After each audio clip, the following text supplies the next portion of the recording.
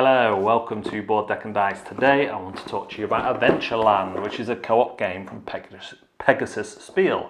Thank you very much to them and Meeples Corner for providing the review copy.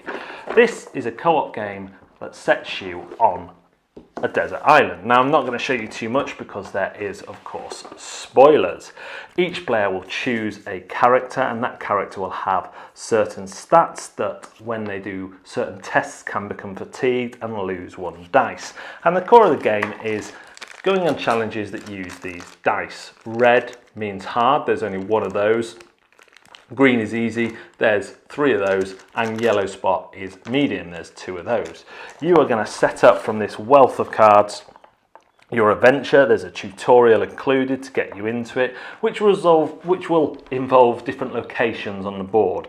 Then on your turn, you're going to visit those locations to get enough food for the night time. Everyone needs food at the night time, otherwise they have to take a fatigue.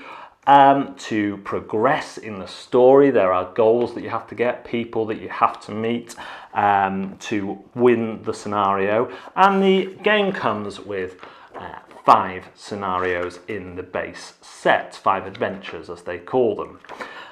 The game can then be reset and played again, and there is a chance you will see different things. The main mechanic though does come down to rolling these dice. As you go, you might unlock new packs of cards that give you things like bridges to cross, pirates to meet, and that sort of thing.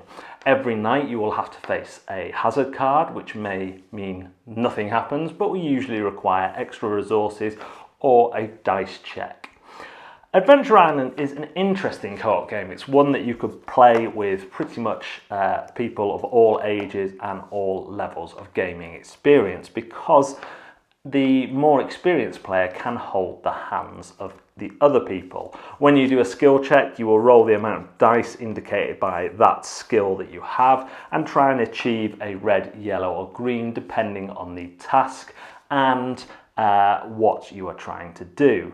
You only get 2 actions per player, so trying to gather enough food and progress on a task can be difficult at lower player counts, although you need less food, so it does kind of balance. It's an interesting game with good storytelling elements. The thing that I have most problem with is the constant dice checks. The sense of exploration and undoing things. I wish there were other ways to achieve tasks than continually rolling up to 5 of these dice, because as fun as that is, and as much as you know the odds of getting green are good, and so you can kind of take that into account and there are ways to mitigate them or re-roll them, it still comes down to rolling dice. And that's a shame in a game which does adventure and exploration in quite a neat way. The other slight annoyance or downside for me is that the exploration you're not always given everything you need to make it through to the winning condition.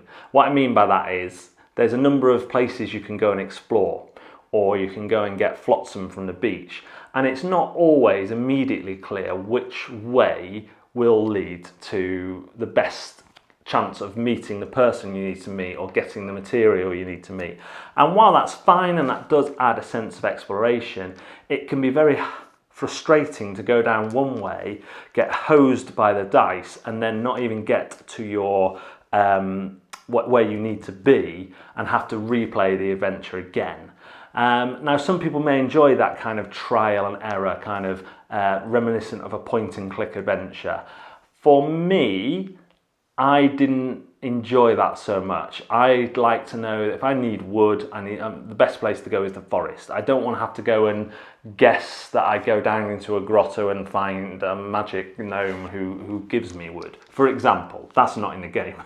But I want there to be a logical sense to it. And while some of the time that is the case in Adventure Island, some of the time it's not. And I find those scenarios more problematic.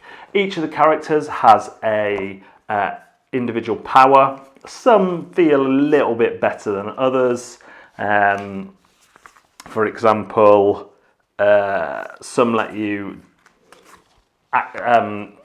mitigate hazards more effectively, which was quite useful. The hazard deck is also your timer for the round, and again, the game, because that's the timer, the game doesn't give you that kind of sense of urgency and perhaps of survival that I'd be looking for in a game about exploration and survival. You're just kind of doing stuff. You do your 2 actions and it's the next person's time to do their 2 actions.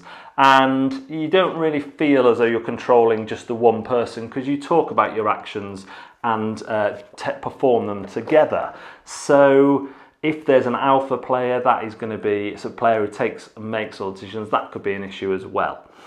Overall, I kind of have a little bit of a soft spot for it, because I think for younger players, for new players, it's got that good sense of exploration.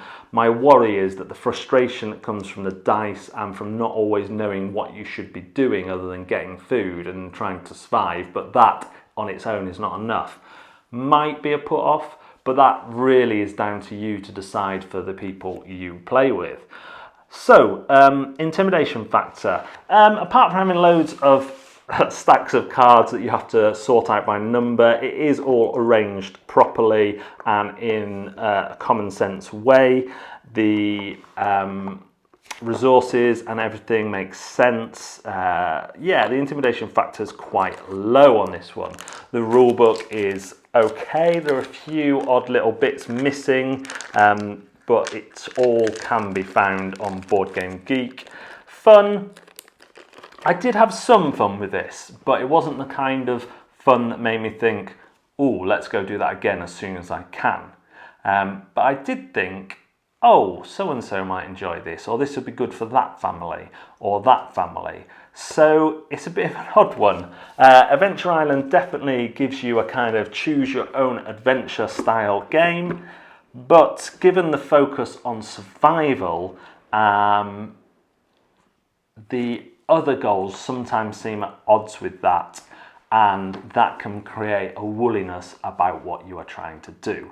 Would I keep it in my collection? This one would not stay in my collection. It's okay, and I would certainly play it again, and there are certainly people I would recommend it to. But for me, I feel like I've seen enough just through the playthroughs to do this opinion, and though I would like to see parts of the system taken on and explored more, I would love to see a proper exploring survival game outside of the kind of fantastical where you are just trying to build shelter and survive against the natural elements. And I think this game could provide a kind of basis for that. As it is packaged at the minute, it wouldn't be one that I would keep in my collection. So thanks very much for watching Board Deck and Dice. We will see you next time.